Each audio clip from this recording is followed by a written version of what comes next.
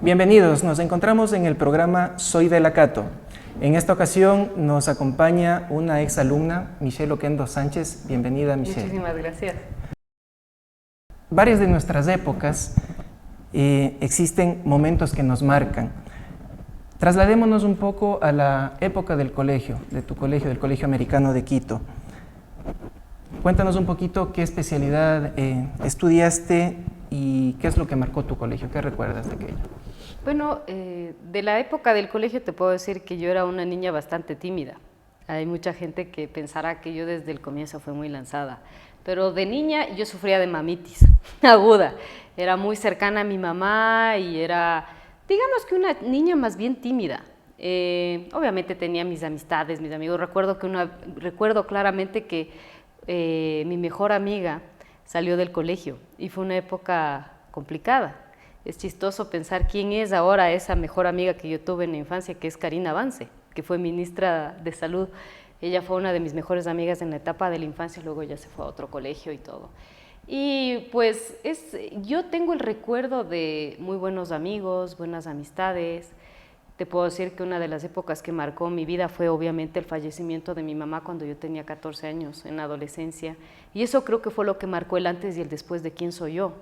Porque te das cuenta que la vida te da, ¿no? Te da un golpe y tú dices, bueno, tengo que seguir, tengo que resistir, pero también la vida te regala herramientas para salir adelante y es eso de mostrar una personalidad distinta. Entonces, desde ahí fue como un cambio radical de quién soy yo ahora, ¿no? Eso fue un punto que marcó mi existencia. Pero tengo buenos recuerdos del colegio porque pienso que el colegio americano te da muy buenos elementos para enfrentarte con el mundo, para sentirte cómodo en cualquier lugar. Entonces yo le tengo un agradecimiento profundo al colegio americano por la educación, por el nivel de inglés, por los amigos que tengo de ahí. Entre los valores que promueve el colegio americano se mencionan el respeto, la solidaridad, la honestidad, la responsabilidad.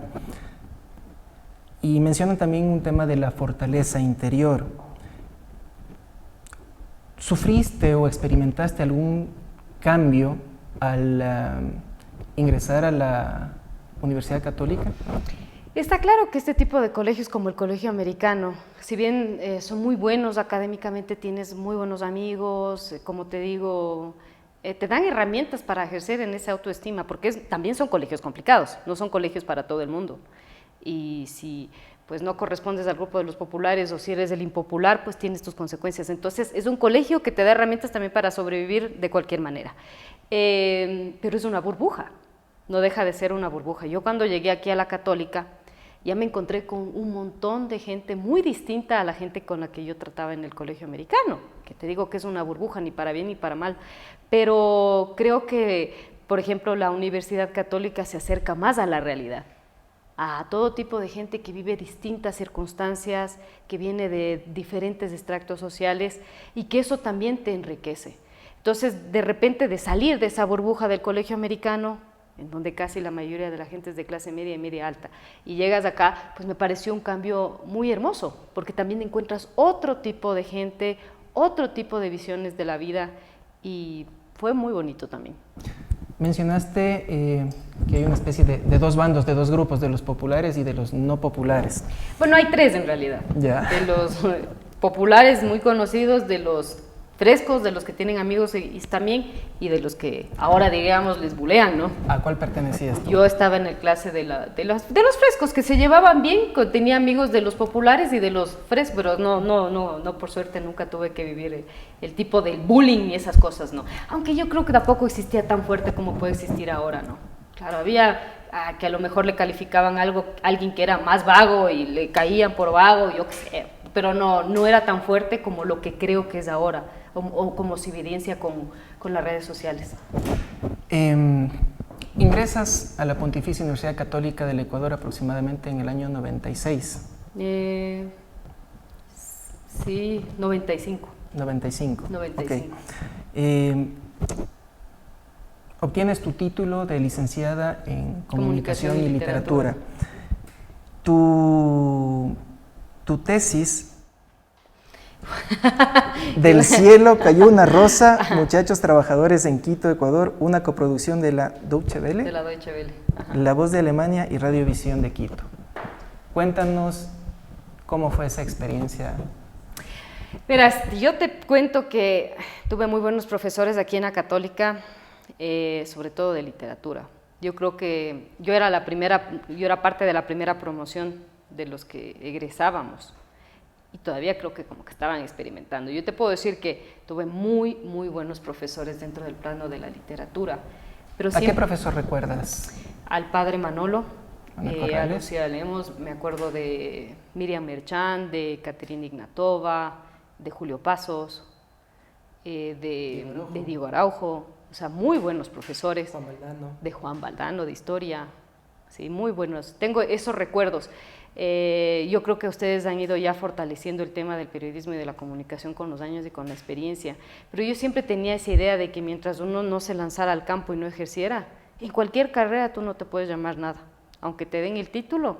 Si tú estudias medicina ni sé cuántos años, claro, puede ser un poco distinto porque ya tienes otras experiencias, pero mientras no te lanzas al ruedo, puedes tener guardado el título.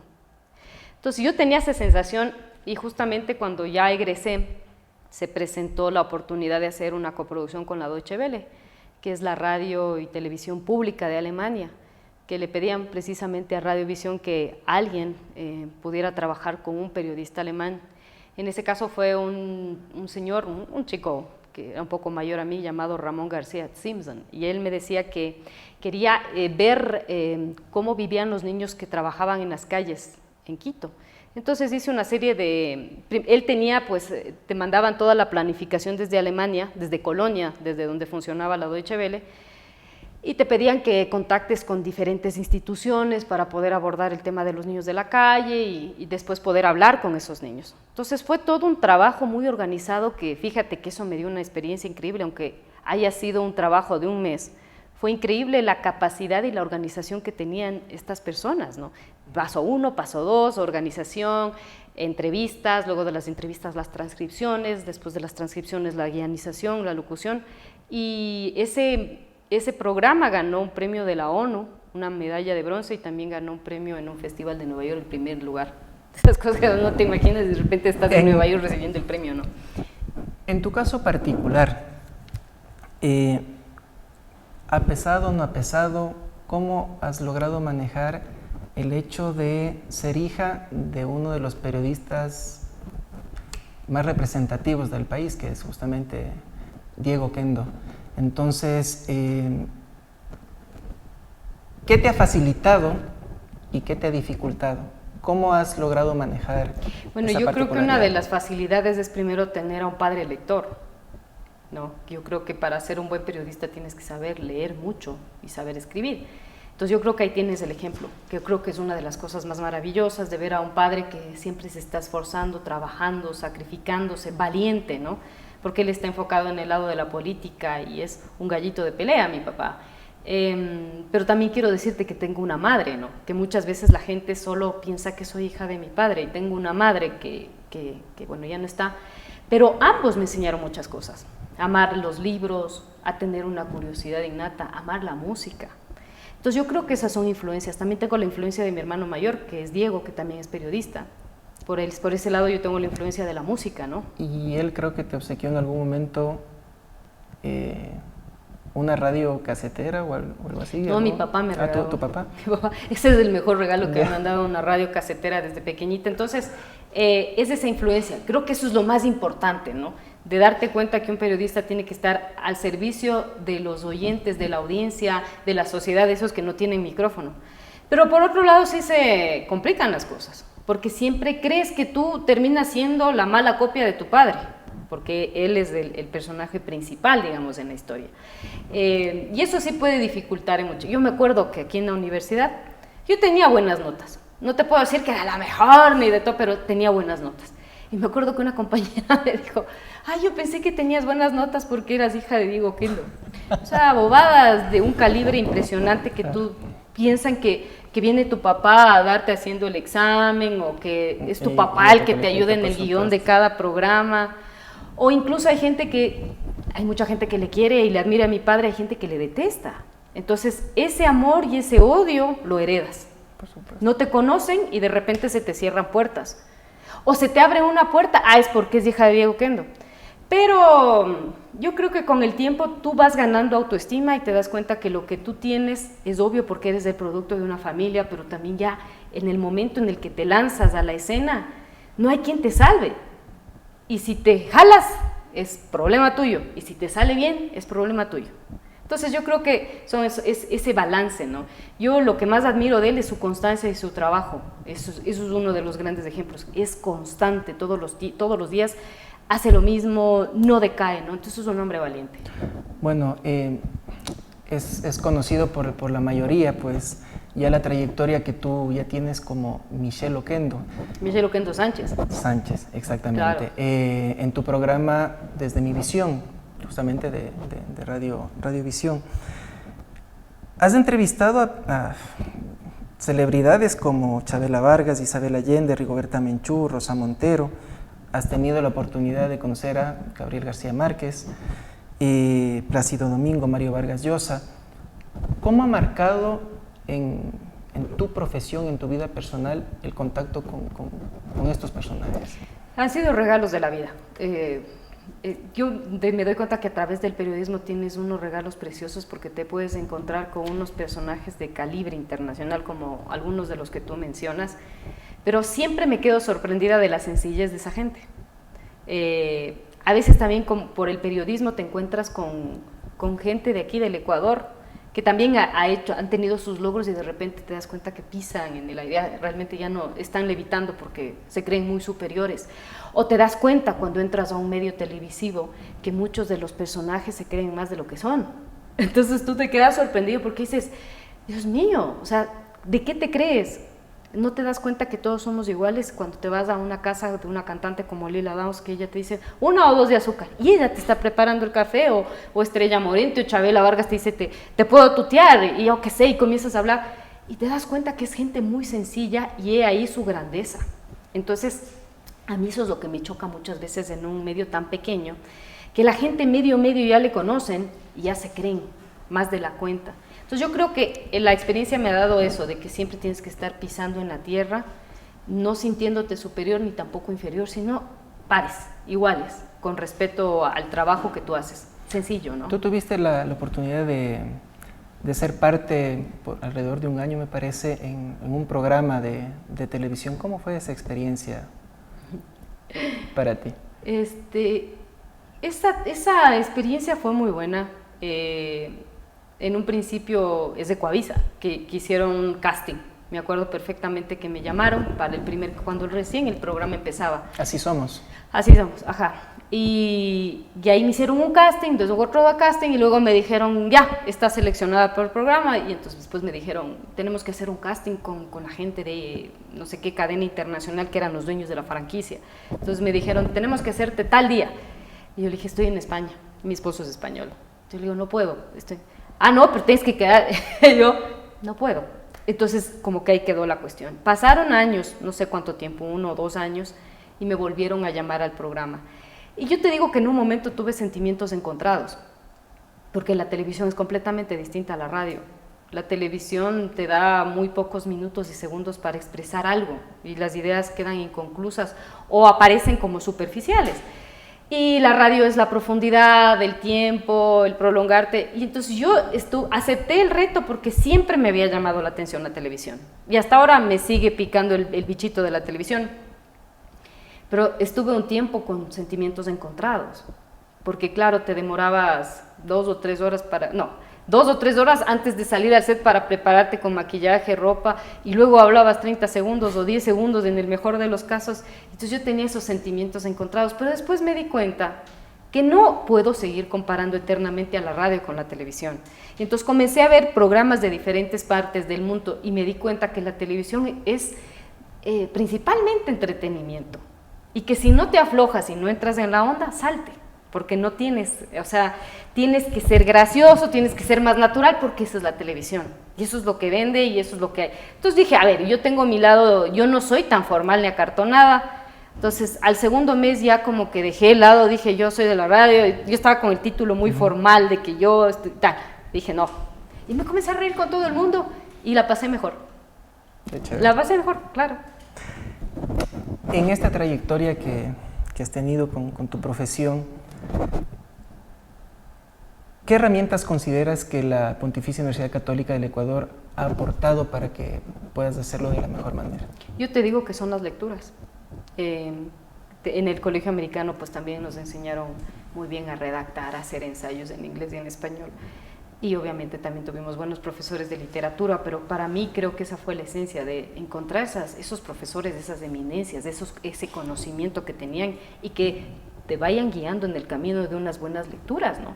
Yo creo que eso fue lo fundamental. Como te digo, yo creo que lo más fuerte para mí fue la literatura más que el periodismo. Yo creo que han ido mejorando en ese sentido. En cuanto a tu actual trabajo en Radiovisión, cuéntanos de tus programas. Yo voy en torno a ya casi 3.000 programas desde hace 10 años, porque tengo todos los guiones bien enumerados y tengo todo.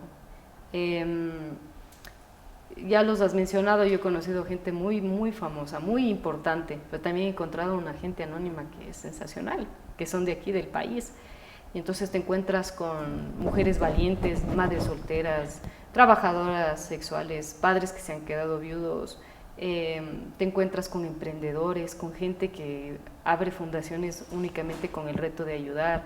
Por ejemplo, en esta última época, luego del terremoto, no te imaginas la enorme cantidad de gente que me he encontrado en el camino y que lleva haciendo una labor social desde hace años, no necesariamente solo por el terremoto. Entonces yo creo que eso es lo que te da el periodismo. Además que encuentras la solidaridad de la gente que te escribe o que pide ayuda o que necesita una guía. Y la radio pues me ha dado esta oportunidad no solo de que la gente me escuche, sino de yo escucharlos. Y mucha de esta gente ahora es mi amiga. Hay un montón de oyentes que ahora son mis panas, o sea, que nos vemos, que nos relacionamos y son muy parecidos a mis amigos en la vida real. Entonces uno va conectando con la gente, te muestras cómo eres y atraes a la gente que se parece a ti o a la gente con la que tú te identificas. Esto te puedo decir de la radio, es una maravilla. En el caso particular de la radio, ha sido parte de varias campañas de la paz, cuéntanos un poquito. Bueno, no sé si yo me imagino que todo el mundo percibía, pero desde hace unos 6, 7 años empezamos a ver más noticias de violencia, de que robaron el celular, incluso de que mataban gente. A mí me impactó muchísimo el asesinato de Manuel Calisto, de este cineasta ecuatoriano al que ingresaron en la casa y le dieron un balazo, que trabajó con Víctor Arregui. También me dio muchísima pena la muerte de Facundo Cabral, en las condiciones en las que moría, y así cientos de historias. O sea, en la radio me llamaban a diario: Michelle, me asaltaron, me tiraron del cabello por un celular. Entonces yo comencé a sentir mucho miedo. Yo decía, ¿qué le está pasando a esta ciudad? Hace 20 años, cuando alguien venía de otros países, decían, bueno, ¿y qué debo tener cuidado con el Ecuador? No, yo le decía, aquí no te pasa nada, o sea, ¿qué te va? No te comas un ceviche de concha, porque si no te intoxicas, por ejemplo, ya. Pero ahora no, ten cuidado, deja el celular. Uno se va a ciudades grandes como Ciudad de México, que también tiene su peligro, pero no te matan por un celular, claro. No te matan por una laptop, una computadora. Entonces dije, no, ¿qué le está pasando a esta ciudad? Entonces primero le invité a la gente a que contara sus historias y a la semana yo estaba aterrorizada y toda la radio aterrorizada porque todo el mundo estaba contando de que le habían hecho esto. Dije, no, por ahí no va la historia. Entonces dije, ¿a qué me comprometo yo como ser humano para cambiar? Porque esa violencia que tú ves en las calles es generada por uno mismo, en el entorno. Cuando pierdes la paciencia y le gritas a tu hijo y le dices cualquier barrabasada porque estás enojado, porque estás con sueño o porque te vengas de algo que te pasó en el trabajo con tu esposa. Entonces ves cómo sale esa energía, sales de la casa a la calle bravo, enojado y te bronqueas con tu compañero. Y así, esto es una bola. Y comencé a hacer esa campaña de un compromiso personal de cambio en tu vida cotidiana. Yo no te decía, ándate a la frontera con Siria para arreglar el mundo, no, sino arregla tu propio mundo, ¿no es cierto? Y fue muy hermoso porque llegamos a grabar alrededor de 2000 mensajes y que tuvo una repercusión a nivel internacional, porque también grabaron un montón de gente conocida. Ahí estuvo David Bisbal, Luz Casal, un montón de gente que terminó grabando el mensaje. Y por ahí va. Tengo la página web donde tú puedes encontrar las fotografías porque se unieron gente de los museos. Pero de lo más increíble fue que cuando comencé a entrevistar a gente, chicos, adolescentes que estaban reclusos en centros de aquí, la historia se repetía. Chicos de 15, 16 años que habían violado, que habían matado, y tú les preguntabas, ¿y qué pasó en tu vida? ¿Cómo era tu infancia? Y el inicio siempre es un hogar desestructurado, un padre que abandonó el hogar y un padre que nunca más volvió. Y todas las historias se repiten, no siempre con el padre, tal vez la madre o padres que se fueron a España. Entonces ahí te das cuenta que el núcleo de esa violencia no está lejana a nosotros, no solo está en el canal de televisión, no solo está en Twitter, no solo está en internet, está dentro de ti, pues esa violencia, el verte a un espejo y no aceptarte, el decir, yo quisiera ser rubio y de ojos azules, ¿por qué nací aquí? ¿Por qué no nací en Alemania? O yo, ¿por qué no nací en Suecia? Entonces es hacer las paces con uno mismo para que el mundo cambie. De todas maneras, bueno, las personas que vivimos en este país somos personas cálidas, solidarias, muy sensibles, y en este punto me quiero detener. Hay dos palabras en tu vida, Raquel y Guillermo. Cuéntanos un poco. Bueno, Guillermo es mi esposo, él es español, él es de las Islas Canarias de Tenerife. Es mi esposo, es mucho mayor a mí, él es uno de los mejores amigos de mi papá, por ahí va la historia. Pero siempre pienso que alguien tiene que creer en ti para salir adelante. Como te digo, pues yo crecí con una tremenda orfandad de madre. No te puedo decir que no tuve madre porque tuve una madre maravillosa hasta los 14 años, pero te queda como ese dolorcito. Y Guillermo es muy parecido a mi mamá, porque siempre te dicen, tú estás buscando papá. No, yo tengo un papá, y un papá muy presente y muy vivo y un gran padre, pero quedaron estas cosas, se parecen, tienen elementos muy parecidos, pero él es de estas personas que, vamos a entrevistar a cualquier personaje, vamos, y él cargaba la filmadora y nosotros, y él estaba sentado en una esquina como haciéndote barras, y necesitas eso. Porque a veces crees que eres muy valiente, que todo lo puedes hacer solo. Sí que puedes, pero necesitas que alguien crea en ti. Y eso fue Guillermo. Entonces ya vamos 12 años juntos, más de 12 años juntos. Nadie daba un mango por la relación al comienzo, ¿no? Y porque decían, la diferencia de edad. Incluso a veces había profesoras del colegio que le paraban y mi papá, oye, pero usted, ¿cómo permite que esto suceda con su hija? Y no, pues, yo me fui de la casa de mi papá antes de estar con Guillermo. Yo me salí de la casa de mi papá. Siempre tuve la idea de que no era necesario casarse para irse a ningún lado. Tú te puedes ir sola y no necesitas que nadie te rescate. Entonces ya había una madurez y es una relación muy, muy linda. Como te digo, ya vamos más de 12 años. Para mí yo no estaba muy segura de querer ser mamá. Es más, siempre estuve convencida por mucho tiempo que yo no quería ser mamá. Y eso me cuentan mis amigas de la U, me dicen, tú estabas segura de hacer un programa de radio, pero estabas segura de no querer ser mamá. Ahí está. Y yo no me acuerdo ni de lo uno ni de lo otro, pero ellas me dicen eso. Hasta que a tiempo me di cuenta que sí quería ser mamá, porque ponte que me hubiera dado cuenta ya a los 45, 46, que sí quería, bueno, hubiera habido, existían opciones. Entonces dije, no, sí creo que quiero ser mamá. Y claro, era irte en contra de todo el discurso que armaste toda tu vida de que no querías. Yo sentía como un poco de vergüenza de admitir que sí quería ser mamá. Finalmente, gracias a Dios, me embaracé sin ningún problema, porque yo sé que ahora mucha gente tiene problemas para concebir un hijo. Yo no tuve ningún problema. Y nació Raquel, que es una niña preciosa, es inteligentísima. Es un regalo, yo creo que es un regalo del cielo. Te ayudan a graduarte de ser humano, de ser mejor persona, de dejar de ser egoísta, ¿no? Y necesitas una enorme cantidad de paciencia para salir adelante con un hijo, porque van entrando en unas etapas en las que comienza la fuerza del poder, quién puede más, si la hija o la madre. Entonces tienes que encontrar cordura y madurez. Y pienso que a veces la naturaleza te juega te juega malos pasos, porque yo pienso que para ser mamá o papá sí necesitas una edad.